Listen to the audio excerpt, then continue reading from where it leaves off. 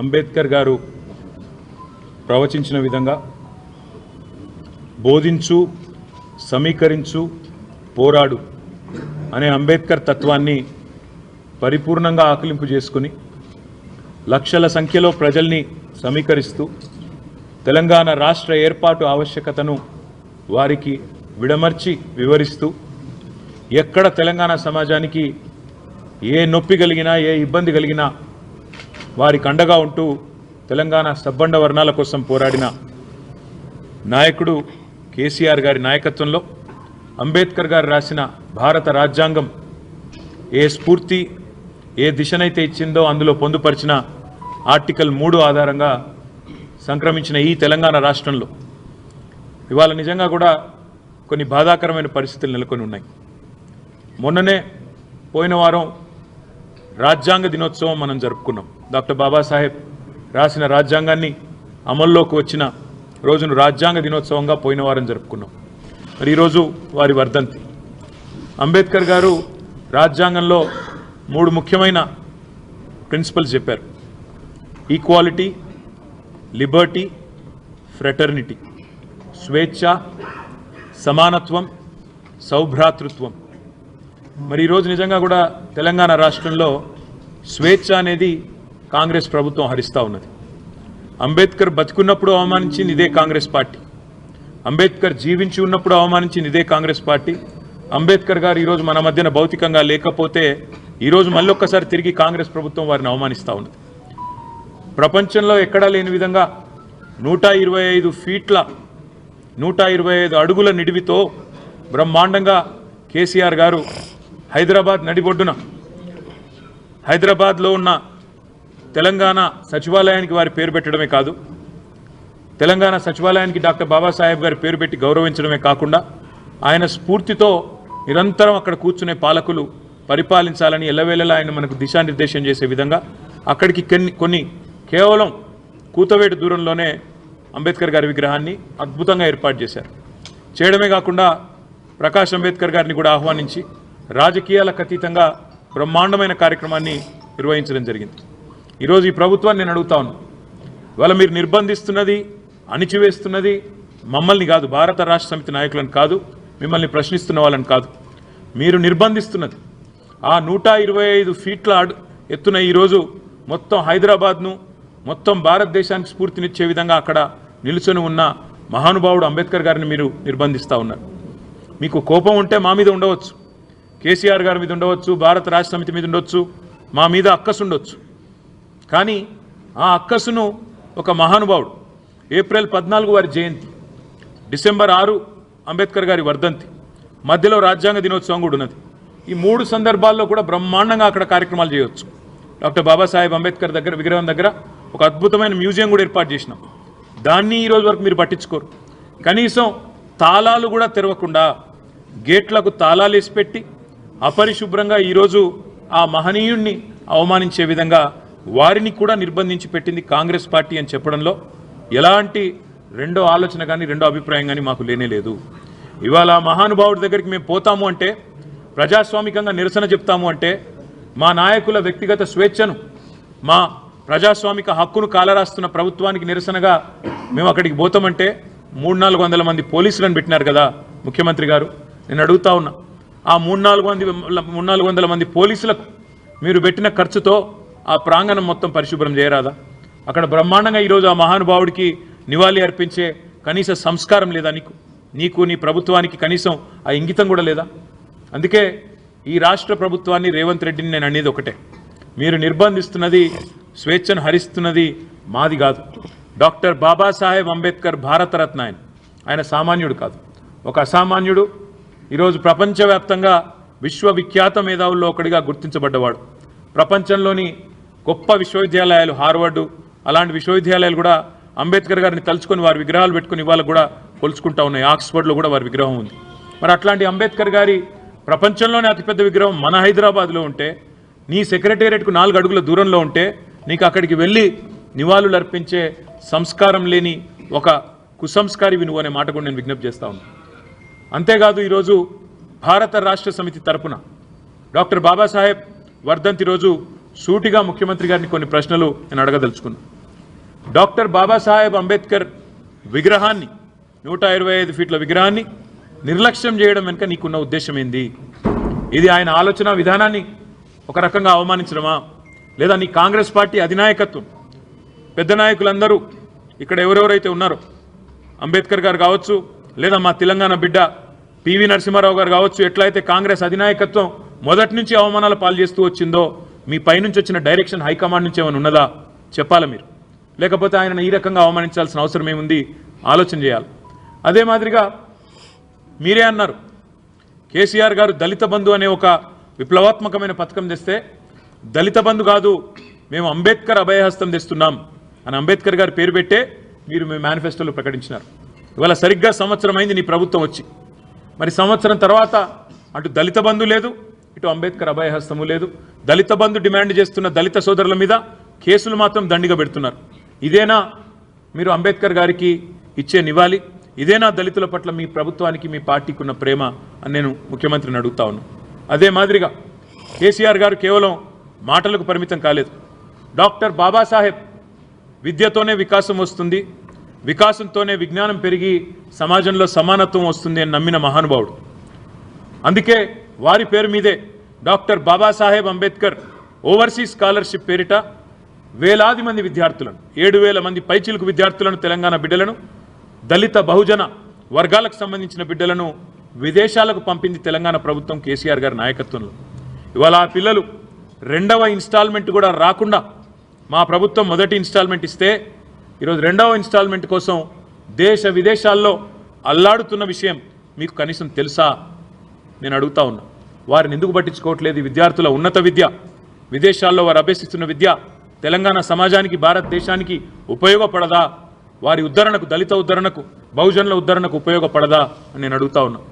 అదే మాదిరిగా విద్యతోనే వికాసం వస్తుందని కేసీఆర్ గారు నమ్మి బహుజన పిల్లల కోసం తెలంగాణ రాష్ట్రంలో భారతదేశంలో ఎక్కడా లేని విధంగా 1000 పైచిలకు గురుకుల పాఠశాలలు పెడితే ఇవాళ ఆ గురుకుల పాఠశాలల్లో 48 మంది పిల్లలు చావుల పాలైనారు.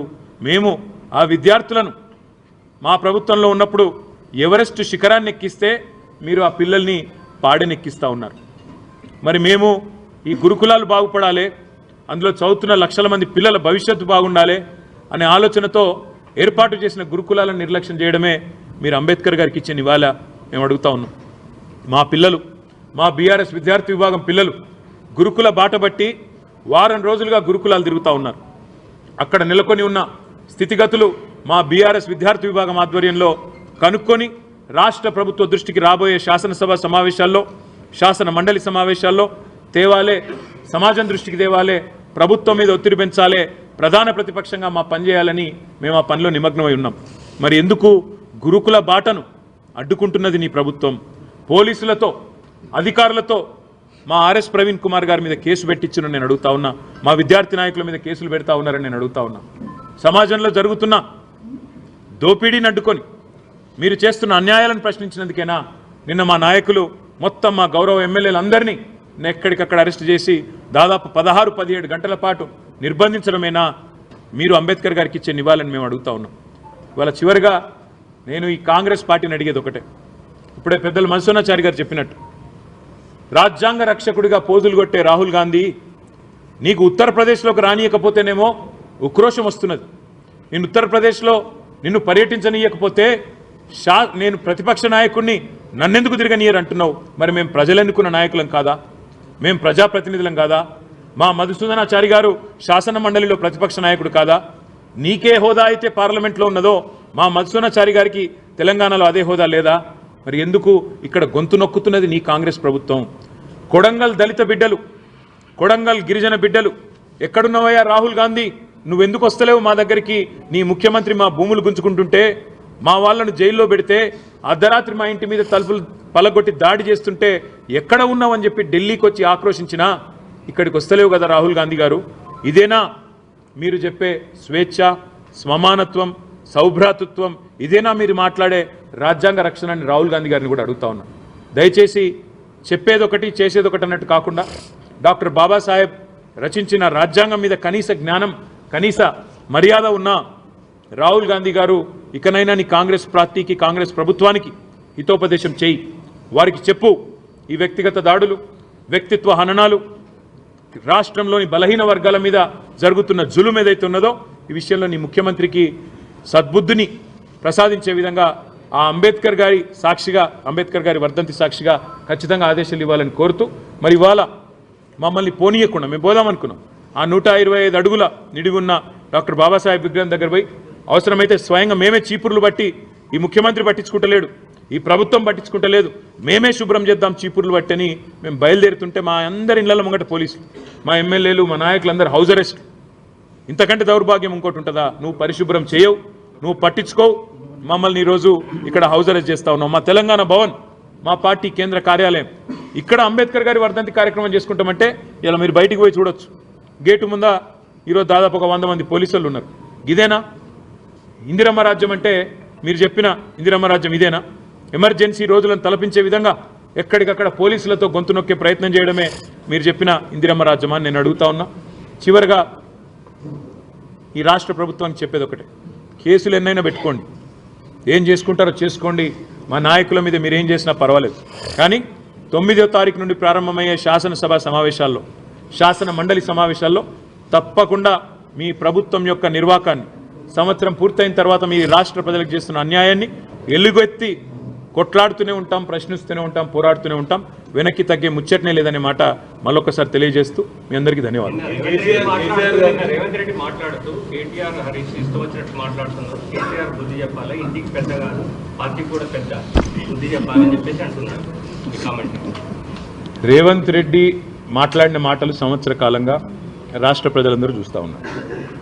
నోటికి హద్దు అదుపు లేకుండా, కనీసం మర్యాద సంస్కారం అనేది లేకుండా, గతంలో సోనియా గాంధీ గారిని ఎట్లయితే ఇదే నోటితో, అడ్డమైన నోటితో దూషించినాడు, సోనియా గాంధీ గారిని బలిదేవత అని ఆనాడు వేరే పార్టీలో ఉండి దూషించాడు, అదే పద్ధతిలో ఇవాళ మళ్ళీ తెలంగాణ ప్రధాత కేసీఆర్ గారిని మళ్ళీ ఈయన మాట్లాడిన మాటలు రాష్ట్ర ప్రజలు మొత్తం చూసినారు. కేసీఆర్ గారికి రేవంత్ రెడ్డి వచ్చి ఏదో చెబితే ఆయనకు నేర్చుకోవాల్సిన అవసరం కానీ పట్టించుకోవాల్సిన అవసరం కానీ లేదు. ఒకటి.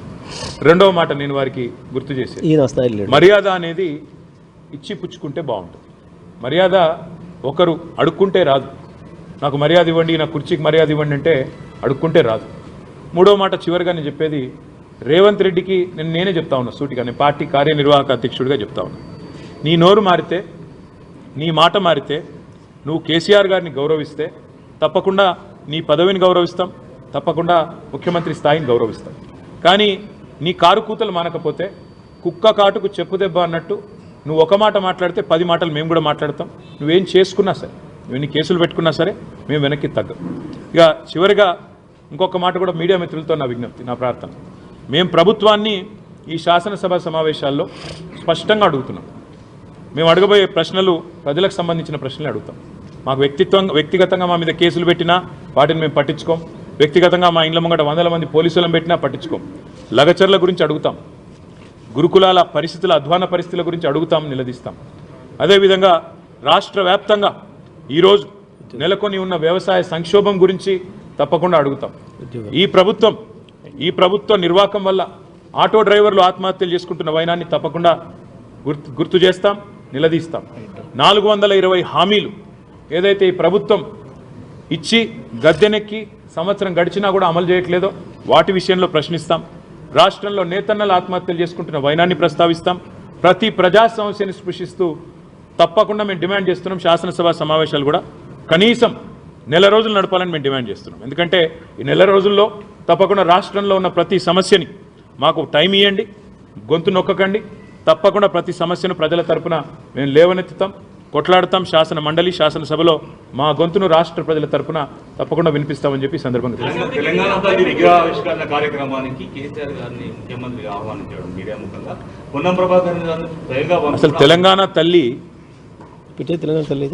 తెలంగాణ తల్లి విగ్రహం అనేది ఏర్పాటు జరిగిన నాడు రేవంత్ రెడ్డి గారు ఎక్కడున్నారో, వారు చెప్తున్న ఈ మిగతా నాయకులు ఎక్కడున్నారో మాకు తెలియదు. తెలంగాణ తల్లి అనేది తెలంగాణ ప్రజల ఆలోచనలకు, ఆశయాలకు, తెలంగాణ ప్రజల ఆవేదనకు, ఆర్తికి, అన్నిటికీ ప్రతిరూపంగా ఆనాడు ఉద్యమ సమయంలో కేసీఆర్ గారు ఒక్కరుగా నిర్ణయం తీసుకోలేదు. తెలంగాణ పౌర సమాజంలోని పెద్దలు, ఇక్కడ ఉండే కవులు, కళాకారులు, రచయితలు, సాహితీవేత్తలు, శిల్పులు అందరి ఆలోచనల సమాహారంగా అందరితో చర్చించిన తదుపరి చివరికి 2007వ సంవత్సరంలో ఆనాటి అప్పటి నిర్బంధాల కాంగ్రెస్ ప్రభుత్వం నిర్బంధించే ప్రయత్నం చేసిన వేల మంది మధ్యన ఒక దేవతను ఊరేగించినట్టుగా ఊరేగించి తీసుకొచ్చి ఇక్కడ ప్రతిష్ఠించిన నాయకుడు కేసీఆర్ గారు. అట్లాంటి కేసీఆర్ గారికి ఇవాళ ఎవరో వచ్చి ఆహ్వానించడం, ఎవరో వచ్చి చెప్పడం పెద్ద ఇష్యూ కాదు. ఒకటి. రెండవది, రేవంత్ రెడ్డి గారు ప్రతిష్ఠిస్తున్నది తెలంగాణ తల్లా లేకపోతే కాంగ్రెస్ తల్లా ఎవరు అనేది ఇంతవరకు ఎవరికి తెలియదు.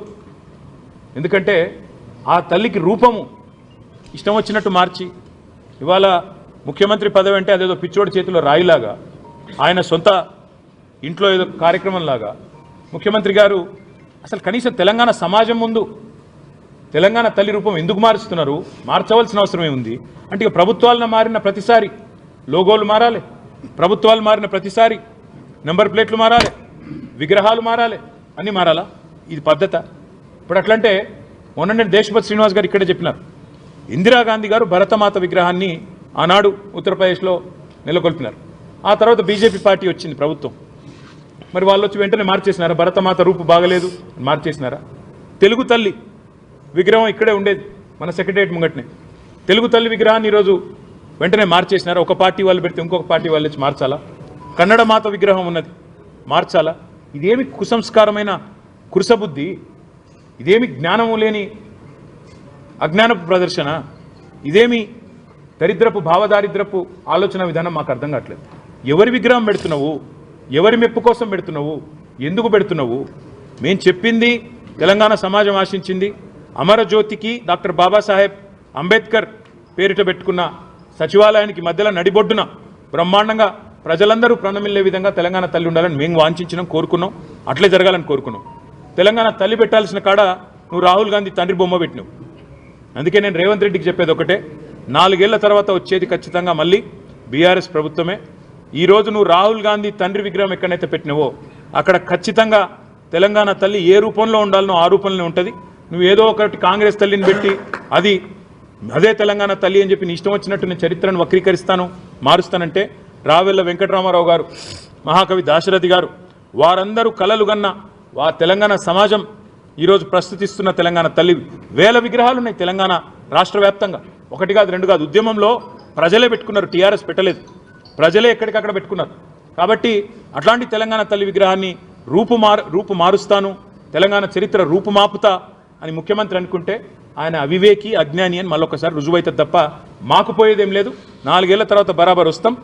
ఎక్కడ తెలంగాణ తల్లి విగ్రహం ఉండాలని అక్కడ ఉంటుంది, ఎక్కడ రాహుల్ గాంధీ తండ్రి విగ్రహం ఉండాలని అక్కడనే పెడతామనే మాట కూడా నేను విజ్ఞప్తి